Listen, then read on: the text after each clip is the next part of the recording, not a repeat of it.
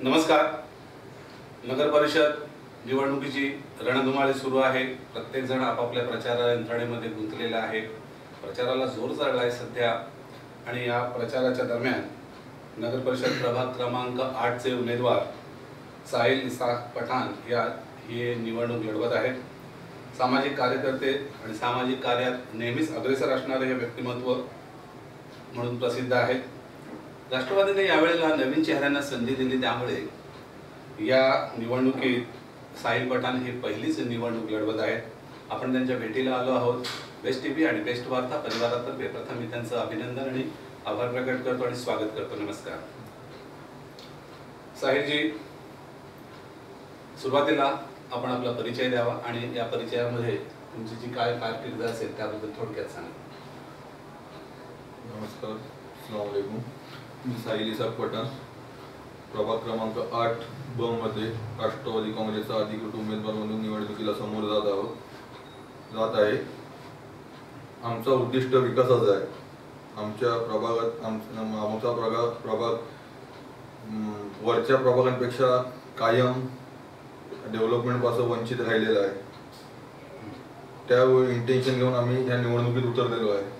आम्ही याच्या अगोदर पण बरेच क्रीडा क्षेत्रात म्हणा किंवा सामाजिक कार्य केलेले आहे, पण कुठल्याही राजकीय पक्षाच्या बॅनर खाली केलेले नाही. आम्ही जिंगावलीवाला फ्रेंड सर्कल म्हणून आमचा जो ग्रुप आहे त्या ग्रुपच्या माध्यमातून आम्ही लोकांच्या सेवेत कायम उभे राहतो. या प्रभागामध्ये असणाऱ्या लोकांच्या ज्या नेहमीच्या समस्या, मूलभूत ज्या समस्या आहेत, काय सांगा त्याच्याबद्दल? सर्वात पहिला म्हणजे मी पाणी प्रश्नाचा विषय समोर ठेवायचा माझा विचार आहे. कारण आपण आता जिकडे बसलोय त्या बिल्डिंग मध्ये सुद्धा पाणीची एवढी टंचाई आहे की लोकांना सारखे टँकर मागवावे लागतात. अशीच आमच्या प्रभागात बरेच ठिकाणी पाणीची टंचाई आहे. ती पाणी टंचाई कशामुळे आहे? ते जुन्या काळी जे पाईप टाकलेले आहेत, सिमेंटचे पाईप वगैरे, ते अजूनपर्यंत चेंज केलेले नाही. नवीन बिल्डिंग झालेत आमच्या एरियामध्ये. त्या बिल्डिंगला कोणाला न विचारता, कुठल्याही उपाययोजना न करता, कुठलाही विचार न करता त्यांना कनेक्शन दिले गेले. तसंच तुम्हाला सांगतो, दुसरी समस्या म्हणजे रोडची. आता आम्ही जे जेलपासून जे तुम्ही येत आहे, जेल रोडची तुम्ही अवस्था बघितली, तिकडे कितीतरी शासकीय म्हणजे महाराष्ट्र शासनाचे कार्यालय आहेत. त्या कार्यालयाच्या रस्त्याची अवस्था अशी आहे तर तुम्ही खालच्या प्रभागात तर काही विचारच करू नका, बघायच्या ह्याच्यातच नाही. तिसरा प्रश्न आमचा कचऱ्याचा आहे. मच्छी मार्केट परिसर, जामा मशीद परिसरात जावा, तिकडे तुम्ही कचऱ्याची अवस्था बघा. किंवा नाईक शाळेच्या समोरचा परिसर बघा, जिकडे नाईक शाळेच्या समोरच्या गटार उघडी आहे, कचरा रस्त्यावर पडलेला आहे, उन्हाळ, कुत्रे, माशी, मच्छर, म्हणजे ह्या सगळ्या त्रासाला आमच्या इकडची लोक कंटाळलेली आहेत. आणि मी सुद्धा त्या कंटाळलेल्या लोकांमधला एक कंटाळलेला माणूस म्हणून या निवडणुकीला समोर उतरायचा विचार केलेला आहे. लोकांनी तुम्हालाच निवडून द्यावं, काय दृष्टिकोन घेऊन तुम्ही मतदारांसमोर जाणार आहात? आमच्याकडे विजन आहे आमच्या वॉर्डासाठी. आम्हाला आमचा वॉर्ड 8 नंबर वॉर्ड रत्नागिरीला स्मार्ट वॉर्ड म्हणून ओळखला गेला पाहिजे. आमच्याकडे आता मी माझ्याकडे लिहिलेले 15-20 मुद्दे आहेत. ज्या सगळ्या गोष्टी आम्ही लिहिलेल्या आहेत. जसं तुम्हाला सांगतो, काय नेमके मुद्दे काय काय आहेत? आता मुद्दे म्हटलं तर समजा रस्ते, पहिला पाणी बिणीचा तर आपल्याला समजणं झालं. उघडी गटार, ब्रिटिश कालीन पासून गटार आहे शाळेच्या शेजारी वगैरे, ती उघडी आहे, त्याच्यावर कधी स्लॅब पडलेला नाही. दुसरी पोलीस लाईन, जी पोलिस आपलं संरक्षण करतात, जे पोलिसांमुळे आपण नीटपणे झोपतो, आपल्याला सेवा देतात, त्या पोलिसांच्या लाईनीत तुम्ही जाऊन बघा. त्यांना संडास 15 ते 20 फुटावर, जिकडे झाडी वाढलेली, जंगल वाढलेला, त्या संडासाची दरवाजा तुटलेली, वरची पत्रे तुटलेले, त्या बायका बिका तिकडे जाताना भीती वाटत नाही. तिकडे लाईटची व्यवस्था. आमचा असा विजन आहे की त्यांना आम्ही ऍक्च्युअल पडतो बीएनसीच्या क्षेत्रात. नगरपालिकेचा तिकडे फारसा असा संबंध नाही, पण बीएनसीच्या अधिकाऱ्यांना आम्ही सगळे धाऱ्यावर धरून त्यांचे जे प्रश्न आहेत, म्हणजे रस्ते, म्हणजे संडासाचा जो प्रश्न आहे, आम्हाला प्रत्येक रूमला संडास द्यायची आमची एक योजना, म्हणजे हे आहे, प्लॅन आहे, म्हणजे बीएनसीच्या माध्यमातून. दुसरी गोष्ट म्हणजे तिथले त्यांचे दरवाजे, तुटलेले दरवाजे, जेणेकरून सगळे साप किंवा हुंदीर बिंदीर हे सगळे घुशी त्यांच्या दरवाज्यात म्हणजे घरात घुसतात. दुसरी म्हणजे तिकडे वाढलेला रान ते सगळं कट करून तिकडे चेकर टाईल्स सारखी अशी काहीतरी चेकर टाईल्स बसवून जेणेकरून त्यांना येण्या जाण्याचा त्रास होणार नाही. ह्या सगळ्या गोष्टी आहेत. पोलिसांची अशी अवस्था आहे तर सर्वसामान्यांचा तुम्ही तर विचारच करू नका मग आमच्याकडे काय परिस्थिती आहे. आतापर्यंत का होऊ शकला नाही? आता हे तुम्ही म्हणजे विरोधकांना विचारावं. सत्ता त्यांची. बरोबर आहे. सत्ताधाऱ्यांनी कुठे कमी पडली? सत्ताधारी जे आता जे आहेत ते कुठे कमी पडले असं तुम्हाला वाटतं वैयक्तिक? त्यांना लोकांचं काही पडलेलंच नाही. इलेक्शन आले की मोठमोठे नेते येणार, उद्योजक येणार, मिटिंग घेणार, आम्ही हे करू ते करू, परत ते 2.5 वर्ष 3 वर्ष पुढच्या इलेक्शन पर्यंत गायब. तुमचा दृष्टिकोन काय असेल? कारण उद्या तुम्हालाही लोक तशा पद्धतीने बोलू शकतात. हे बघा, आम्ही 4 ते 5 फोन नंबर देणार आमच्या वॉर्डासाठी, ज्याच्यावर तुम्ही 24 तासात कधी पण फोन करून आपली समस्या मांडू शकता. एक कार्यालय उघडता, त्या कार्यालयाच्या माध्यमातून आम्ही प्रत्येक लोकांना म्हणजे सेवा देणार. म्हणजे अशी समजा दाखल्याची सेवा आहे किंवा बाकीच्या इतर गोष्टी, इमर्जन्सी जे काही गोष्टी लागतात. हा अतिशय चांगला मुद्दा आहे. त्या हेल्पलाईन थोडक्यात म्हणजे आम्ही कस्टमर केअर किंवा हेल्पलाईन तुम्ही म्हटलं तरी चालेल. त्या हिशोबाने आम्ही आमच्या वॉर्डाच्या लोकांसाठी एक योजना राबवणार 5 वर्षासाठी. ज्या राष्ट्रवादी पक्षातर्फे तुम्ही निवडणूक लढवत आहात, राष्ट्रवादीचा नेमका काय अजेंडा आहे? आमचा एजेंडा डेव्हलपमेंट. आम्ही आता तुम्हाला त्या येणाऱ्या काळात कळेल की आम्ही कसं काय डेव्हलपमेंट करणार. सगळं आम्ही आमचं विजन लोकांच्या समोर ठेवणार. आमचे मोठे नेते बशीरभाई मुर्तुजा आहेत किंवा नगराध्यक्षाचे उमेदवार आमचे उमेशजी शेट्टे साहेब आहेत. उमेश शेट्टे साहेब असताना बरीचशी कामं झालेली आहेत. ते तर लोकांना तर आम्ही आता ते पॅम्पलेटच्या माध्यमातून सगळी गोष्टी पोहोचवतोय.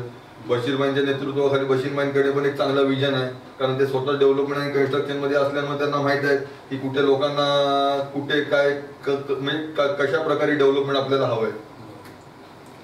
आता मुळात अशी गोष्ट आहे की नगराध्यक्ष पदासाठी जे निवडणूक लढवते ही थेट लोकमतातून आहे. आता लोकमत म्हटल्यानंतर नगराध्यक्ष पदासाठी असलेले जे उमेदवार आहेत ते वेगवेगळ्या पक्षाचे आहेत. हा थेट नगराध्यक्ष निवडणूक असल्यामुळे कुठल्या पक्षाचा नेता किंवा कुठल्या पक्षाचा नगराध्यक्ष तिथे बसेल हे आता आपण सांगू शकत नाही. यदा कदाचित समजा राष्ट्रवादी पक्षाचे जे उमेदवार आहेत, धडाडीचे उमेदवार आहेत उमेश शेट्टेजी, हे सुद्धा आहेत. मात्र कर्मधर्म संयोगाने समोरच्या एखाद्या उमेदवाराला मतं पडली आणि ते जर निवडून आले तर तुम्ही त्यांच्याशी कसं काय जुळवून घ्याल? त्याच्याबद्दल खात्री वाटते? चांगलं केल्याने तर कौतुक करू, चुकीचा केल्याने तर विरोध करू. तुमचा शहराबद्दलचा दृष्टिकोन काय आहे नेमका? आमच्या शहराबद्दल आता हे स्मार्ट सिटी जे यांची आहे ते खरोखर स्मार्ट सिटी झाली पाहिजे. काही म्हणजे आता जसं तुम्हाला म्हटलं नवीन अपार्टमेंट आहे किंवा काय याचे परमिशन आहे, हे जरा तुम्ही टाउन प्लॅनिंग वगैरेच्या माध्यमातून झाले पाहिजे. किंवा कुठल्या तरी अधिकारी काहीतरी घेतोय, कोणला तरी कुठल्या तरी पाईपलाईन मधनं पाईपलाईन जोडतोय किंवा कुठले तरी परमिशन देत आहेत, त्यातलं काय प्रकार म्हणजे जे अनलिगल प्रोसिजर आहे ते सगळी कंप्लीट थांबली पाहिजे. स्मार्ट सिटीचा जो प्रश्न आहे हा स्मार्ट सिटीचा जो प्रश्न गेल्या कित्येक वर्षापासून लोकांच्या तो डोक्यात आहे त्याच्यासाठी, पण ती निकषात हे शहर बसूच शकलं नाही. स्मार्ट सिटीच्या येणाऱ्या काळामध्ये ते बसेल आणि त्याच्यासाठी ते तुम्ही कशा पद्धतीने प्रयत्न कराल आणि काय खात्री वाटते का? आणि स्मार्ट सिटी होणे गरजेचं आहे आताच्या. तुम्ही शहराबद्दल तर बोलू शकत नाही, पण जर मला आमच्या लोकांनी प्रत्येक उमेदवाराने आपापल्या प्रभागाचा विकास करणे महत्वाचं आहे, तरच मग सगळ्या शहराचा विकास होतो. तुमचा दृष्टिकोन काय आणि शहर कशा पद्धतीने असायला हवं? शहर पहिला म्हणजे आमच्या लोकांना टँकर मुक्त शहर पाहिजे. सगळ्यात मोठी प्रश्न आहे आमच्या इथे पाणीचा, रत्नागिरी शहर. दुसरा कचरा मुक्त, जेणेकरून डास बीजचा हे जे त्रास आहे, होणार कुठे वगैरे जे फिरतात ते सगळं बंद झालं पाहिजे. दुसरं बाकी आणि तुम्हाला बाकी जे आता टुरिझम वाढवण्यासारखी गोष्टी आहेत, जसे आपल्याकडे चांगले चांगले बीचेस आहेत नगरपालिकेच्या हद्दीत. पर्यटनाचा विकास म्हणावा तसा होत नाही. काय कराल त्याच्यासाठी? महाराष्ट्र मी खालच्या पातळीवर काम करणारा लोकल निवडून गेल्यानंतर तुम्ही सभागृहात ते विषय मांडणे गरजेचं आहे. ते काय विषय असणार आहे? बघा, जे शहराच्या हितासाठी असतील, डेव्हलपमेंटसाठी असतील, जसं तुम्ही म्हटलात की विरोधकांचा जर नगराध्यक्ष झाला तर त्याला आम्ही समर्थन देऊ चांगल्या गोष्टी, आणि जे जिकडे काय आम्हाला चुकीचा वाटत असेल तिकडे आम्ही त्यांना थांबवू किंवा त्यांचा विरोध करू ठामपणे. राष्ट्रवादीचे उमेदवार जे आहेत उमेशजी शेटे, काय सांगाल त्यांच्याबद्दल नगराध्यक्षपदासाठी? उमेशजी शेट्टेबद्दल सांगायचा काय प्रश्न येत नाही, कारण सर्व लोकांना माहित आहे उमेश शेट्टे जेव्हा नगराध्यक्ष जेव्हा थेट जनतेतून निवडून आले होते त्यांनी रत्नागिरी शहराला काय काय दिलं, म्हणजे काय काय करून दिलं, कायापलट झालं. त्याच तोच विजन म्हणजे त्यांचा विजन आज त्यांचा आणखीन म्हणजे टेक्नॉलॉजी प्रमाणे त्यांची ताकद म्हणजे पक्षाच्या माध्यमातून ते चांगलं त्यांचा प्लॅनिंग आहे, त्यांचं एक विजन आहे, त्यांच्यामुळे आम्ही त्यांच्या बरोबर आहे. आता हे सगळे मुद्दे घेऊन मतदारांना काय तुम्ही आवाहन कराल? मी मतदारांना एवढंच आवाहन करतो, सर्वात पहिलं म्हणजे आज 10 ते 15 वर्ष आपल्या प्रभागात नगरसेवक कोणचे, नगराध्यक्ष कोणचा हे लोकांनी विचार करायचा. त्यानंतर आज जे लोक मीटिंग घेऊन सांगतायत आम्ही तुम्हाला पाणी देऊ, आम्ही तुम्हाला लाईट देऊ, आम्ही तुम्हाला ह्याव करू त्याव करू, कचरा साफ करू, एवढ्या वर्षात त्यांना कधी आपला प्रभाग दिसलेला नाही. ती लोक आता येऊन सांगतायत तुम्हाला आश्वासनं देत आहेत, त्यांच्या खोट्या आश्वासनावर बली पडू नका. कारण का नगराध्यक्ष त्यांचा, नगरसेवक त्यांचे, महाराष्ट्र शासनमध्ये सत्ता त्यांची, आमदार त्यांचे, तरी त्यांनी काय केलेलं नाही, तरी परत निवडून येऊन काय करणार? म्हणजे निधीचा प्रश्न येतो. निधीचा प्रश्न सगळी पावर यांच्याकडेच आहे साहेब. पाहिजे तरी पाहिजे तेवढा निधी आणू शकतात, देऊ शकतात, पण हे का नाही करत आता हे त्यांना तुम्ही विचारावं. अस्सलाम वालेकुम, नमस्कार. मी साहिल इसाक पठाण, तुमच्यातलाच एक सर्वसाधारण उमेदवार म्हणून रत्नागिरी नगर परिषद मधले वॉर्ड क्रमांक 8B चा उमेदवार म्हणून निवडणुकीला समोर जात आहे. आमचा इंटेन्शन, आमचा उद्दिष्ट फक्त आणि फक्त विकास आहे, जेणेकरून आपले लोक चांगल्यापणे राहू शकतात आणि जे काय नगरपालिकेकडून त्यांना सोयी सुविधा भेटायची त्यासाठी मी भांडून आपल्या लोकांचे प्रश्न मार्गी लावी.